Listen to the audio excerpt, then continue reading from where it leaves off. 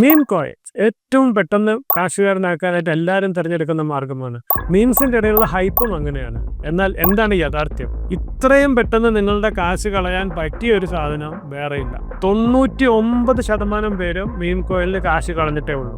അതിന്റെ സ്റ്റാറ്റ്സ് ഇതാ. മീം കോയിൻ ഇത്രയും പോപ്പുലർ ആക്കിയ പ്ലാറ്റ്ഫോമാണ് pump.fund എന്നുള്ള ഇത്. ആ പ്ലാറ്റ്ഫോമിൽ കഴിഞ്ഞ ഒരു കൊല്ലം ഇറങ്ങിയ ടോക്കൺസ് എത്രയെന്ന് അറിയാമോ?